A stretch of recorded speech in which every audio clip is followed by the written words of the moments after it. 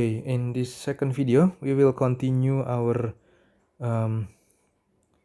derivations. On this one, we will convert the last partial differential equations that we get in terms of the dimensionless variables that we get in here. Okay, these three. So what we do is we just simply inserted all these relevant terms inside.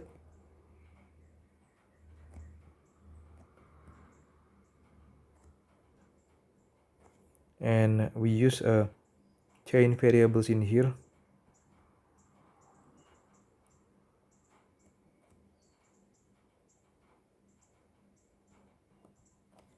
This will be equal to k 1 over r del r per del of this r per del this.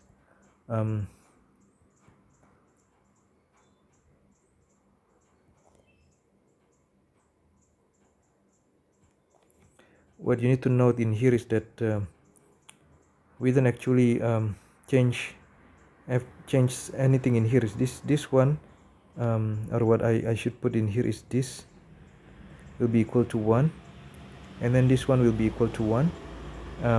Same in here as well, this will be equal to 1, and then this one will be equal to 1, and these three terms actually equal to this del t per del z. Okay, this one will be equal, these three terms will be equal to del t per del r.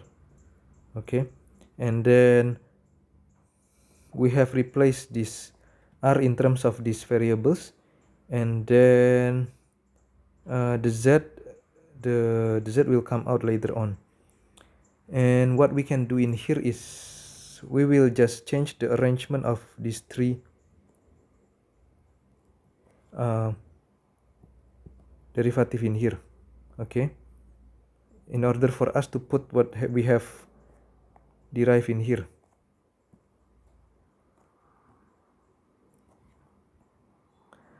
So next one what we will continue is rho Cp, or I shall change it into a black color to make it more clear and less hurt to your eyes.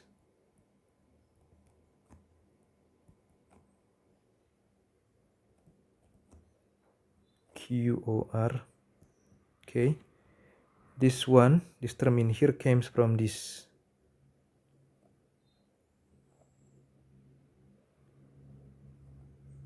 these terms in here. Okay, del t over del this one. So this del t over del phi should be equal to QOR divided by k. And then you have this del of your dimensionless temperature divided by your dimensionless z multiplied by 1 over rho Cp Vz max r square divided by k, and that should be equal to k 1 of this one 1 over r der per del of this dimensionless radius, and then this one is r QOR divided by k 1 over r. Okay, then this one you can look back from this one. Okay, and this essentially is this one in here. When you divide this del of this dimensionless z over dz, then you will get this 1 over rho Cp Vz max r square divided by k, which is what you have in here. Okay, then we can look at each of the variables closer, and we can basically cancel this out. This one will be cancelled with this. Okay, and then this QOR and K will be cancelled with this. Then this R square will be cancelled with this R, and then with this R. Okay, this R with this R in here.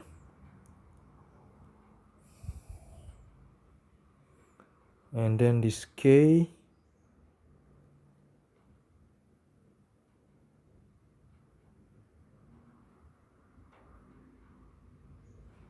with this K in here.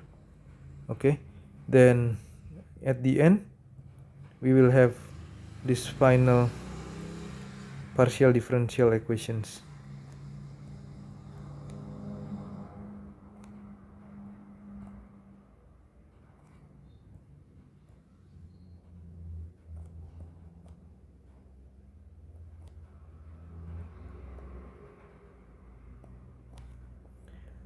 Subject to three boundary conditions that we have discussed above. Okay, this BC in here. Except this time we need to convert them into the dimensionless variables. Okay, so in here, if we translate to the dimensionless variable, this will be at equal 0, and then this will be equal to finite. And then how about the BC2? The BC2 as well, the BC2 at R equal R, okay, delta T over del R is equal Q naught. And then this means it will mean that at E equal R divided by R equal 1, then your K del T del phi per del E del R is equal Q naught. And then this will be, if I move this one into this left hand side in here, K Q naught R K 1 over R equal Q naught. Then we can start on inspecting each of these variables. K can be cross, and then Q naught in here cross with this, R in here cross with this, and so what you will have in here is the del per del of this will be equal to 1. How about the BC3? We are out of space in here, but I remember that we have a space on top that we can use in here. So we will derive our BC3 in here. So BC3 at Z equals 0, T equal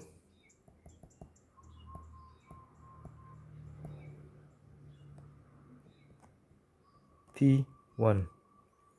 Okay, that means that at our dimensionless Z equals 0, then this will be equal to T1 minus T1 divided by Q naught R divided by K, that will be equal to 0. Okay, so now we have the equivalent versions of this whole equation plus the boundary conditions.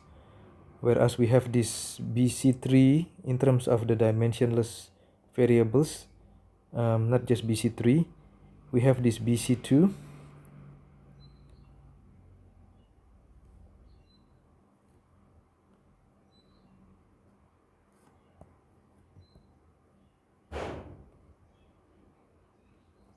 And also BC1 as well. Okay. Now, after we have this complete partial differential equation plus the set of the boundary conditions, then we can consider our asymptotic solutions for large Z.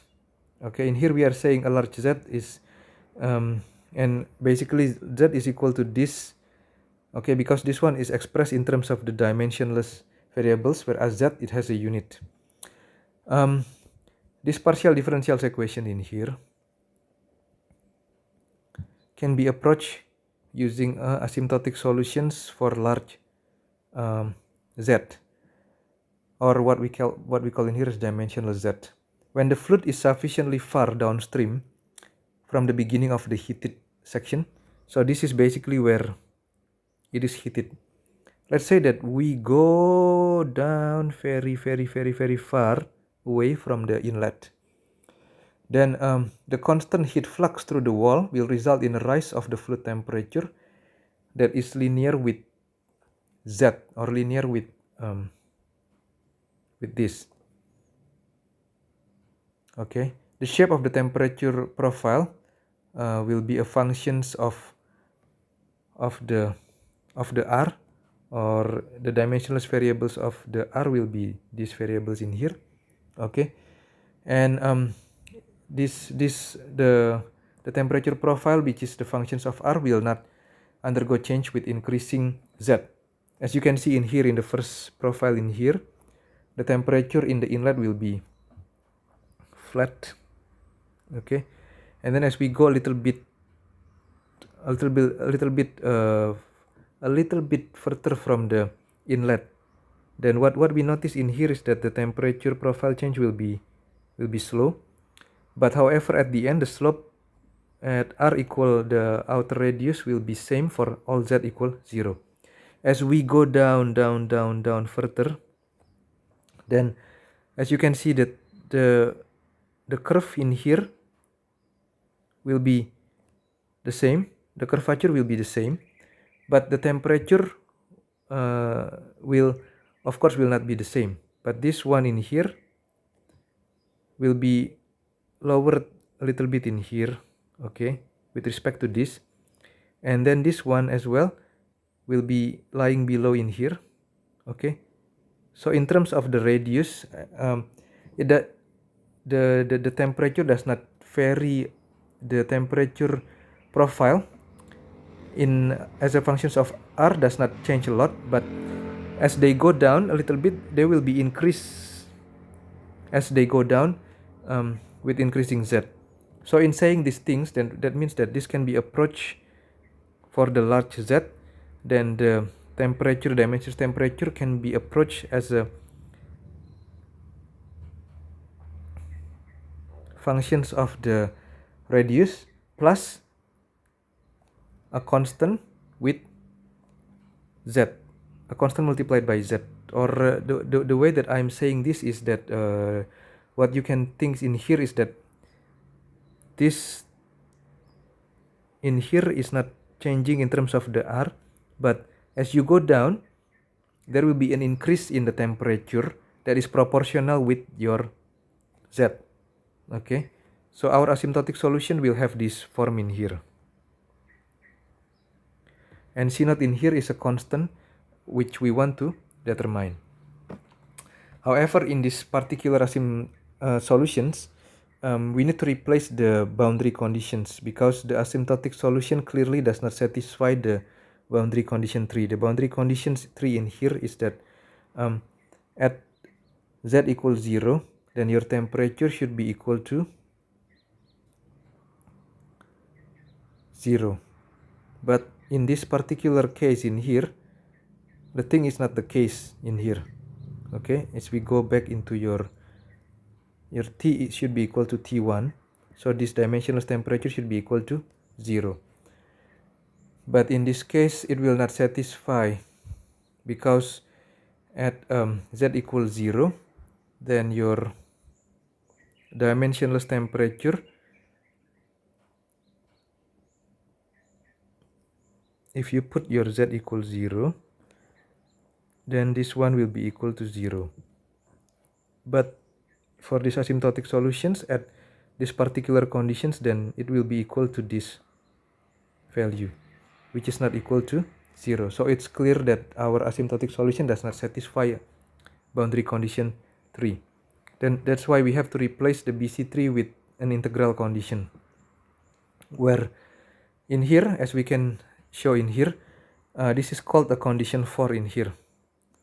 At Z equals 0, no energy enters, and we can choose that the temperature to be T1, or the reference temperature, and then along the flow, or along the the increasing axial distance, then heat in by heating coil can be approximated by this. And then at a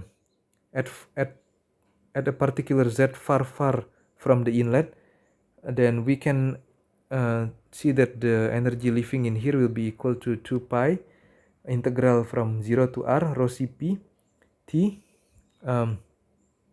minus T1. So this one is not actually equal to T. So it's supposed to be T only. Okay, this T minus T1. Or if I want to make it more clear, then this will be T minus T1. Okay. Then essentially what we can do in here is we can reflect that the whatever in we have in plus in will be equal to out.